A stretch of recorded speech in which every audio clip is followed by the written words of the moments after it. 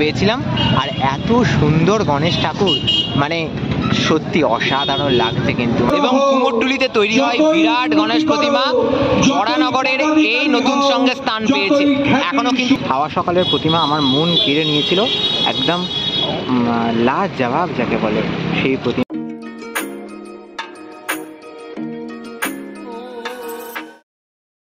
সমস্ত উৎসবের শুরুতে যার পুজো আমরা করে থাকি তিনি হলেন গণেশ, সিদ্ধিদাতা, বুদ্ধিদাতা, বিনায়ক গণেশ, যার পুজো করে সমস্ত শুভ কাজে শুরু হয়ে থাকে। আর দুর্গোৎসব কিংবা আমাদের যে বাঙালির ফেস্টিভ সিজন তার একদম স্টার্টিংয়ে যে পুজোটি হয় সেটি গণেশ পুজো। সেই গণেশ পুজো দিয়ে বাঙালির ফেস্টিভ সিজনের স্টার্টিং। এরপরেই দুর্গাপুজো, কালী পুজো, জগদ্ধাত্রী পুজোর মতো বড় বড় উৎসবগুলি হয়ে থাকে। আর আজকে আমি চলে এসেছি বরানগর এরিয়াতে। বরানগর, দক্ষিণেশ্বর এই এরিয়াগুলিতে বেশ বড় বড় কয়েকটি গণেশ পুজো হয়ে থাকে। এই বড় বড় গণেশ পুজোগুলো, বিগ বাজেট গণেশ পুজোগুলোই আজকের ভিডিওতে তোমাদের সাথে ঘুরে দেখাবো। সর্বপ্রথম আমি চলে এসেছি বরানগর দক্ষিণেশ্বর জোনে যে পুজোটা, কোন পুজো ভিডিওতেই দেখে নেব। আর চলে এসেছি একদম হাওয়া সকালের যে গণেশ আরাধনা, গণপতি আরাধনা, তার একদম সামনে।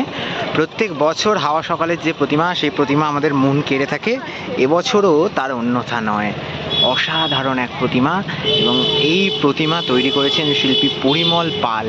আর এত সুন্দর প্রতিমা, গত বছরও হাওয়া সকালের প্রতিমা আমার মন কেড়ে নিয়েছিল, একদম লাজবাব যাকে বলে সেই প্রতিমা দেখতে পাচ্ছি আমরা। দারুণ লাগছে কিন্তু, একদম শিবের কাঁধে ছোট্ট গণেশ বসে রয়েছেন, বাবার কাঁধের উপরে বাচ্চা গণেশ, তার সন্তান সম গণেশ তার কাঁধে রয়েছেন। দারুণ লাগছে কিন্তু।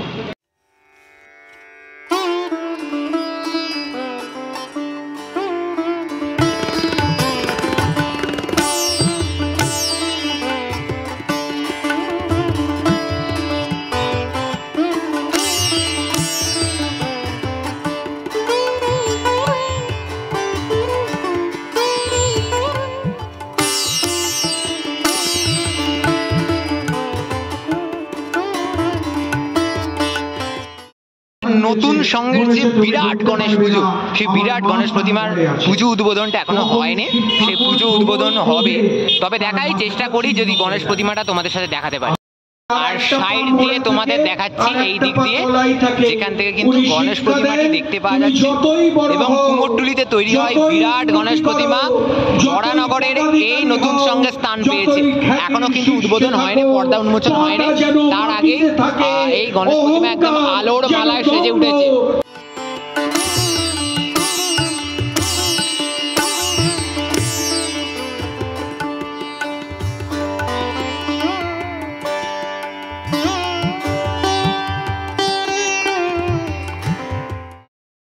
চলে এসেছি কালীতলা মাঠে, আর এখানে চলছে গণেশ আরাধনা।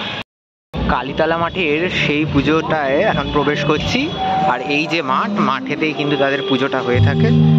এই দেখাই তোমাদের ঠাকুরটা, এই হচ্ছে কালীতলা মাঠের যে গণেশ পুজো, সেই গণেশ পুজোর ঠাকুর। একদম সামনে থেকে যদি গিয়ে একটু দেখাই, অসাধারণ লাগছে কিন্তু প্রতিমাটি।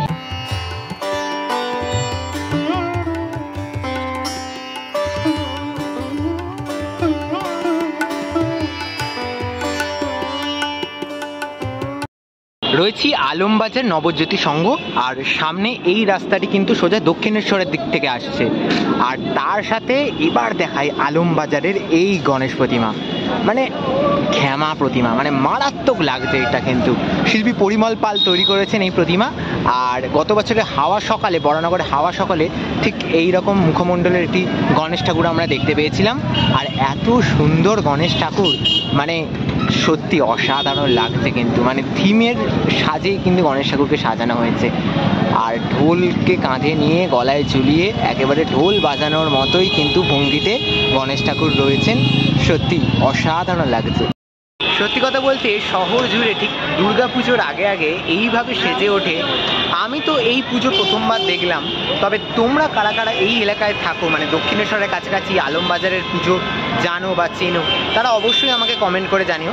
এত সুন্দর যে গণেশ প্রতিমা, সত্যি আমি তো দেখে মুগ্ধ হয়ে যাচ্ছি। তোমাদের কেমন লাগছে সেটা আমাকে জানাতে ভুলো না কিন্তু। শিল্পী পরিমল পালের হাতে তৈরি প্রতিমা আমরা দুর্গাপুজোতেও দেখে থাকি, কিন্তু গণেশ পুজোতে এই বরানগর এলাকা, দক্ষিণেশ্বর এলাকাতে তার হাতের তৈরি প্রতিমার আধিক্য বেশি চোখে পড়ে আমার।